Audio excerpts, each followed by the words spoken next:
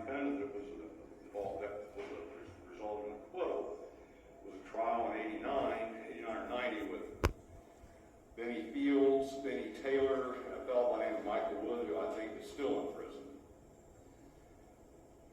They were charged with the murder of an inmate by the name of Billy Murphy. 3-on-1. Now, there are some interesting facts about the 3-on-1 situation, but the jury went out in about 2 hours, came back with not guilty. This case may have been a little along the same lines, potentially.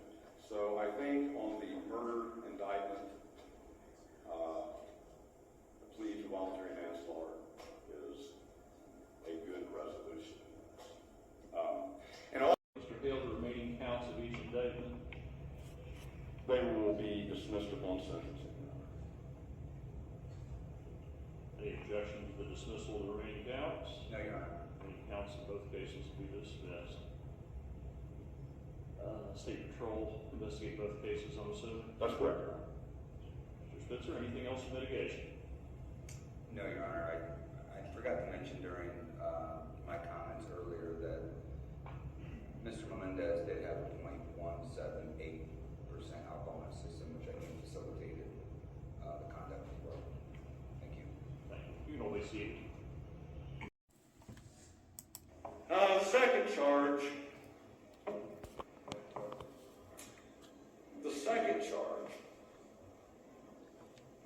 You could almost put at the feet of the prison administration.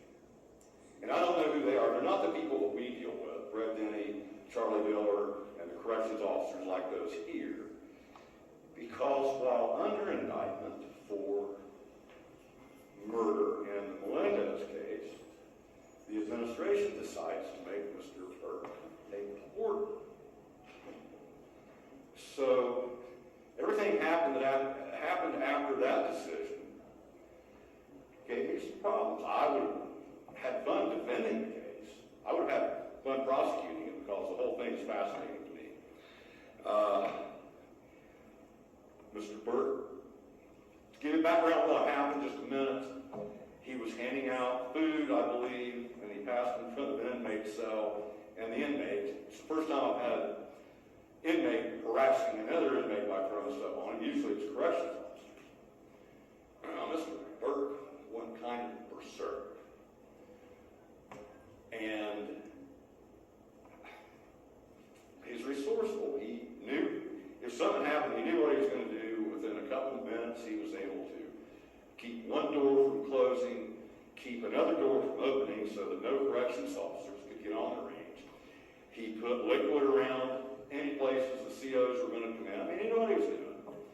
And I still like to think that he really would not have hurt, in a serious way, a corrections officer.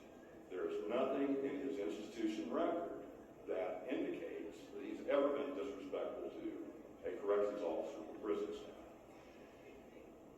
From the incident involving Mr. Melendez, he is on body cam from the time the first COs enter the range, handcuff him, and he gets escorted down the hallway to, I guess, jaywalking, or wherever the restricted cell is, restricted search and all that. You could see the deference that some of the corrections officers gave to him, walking down the hallway. There's conversation. I don't know. I don't understand how he has ended up at this young age being where he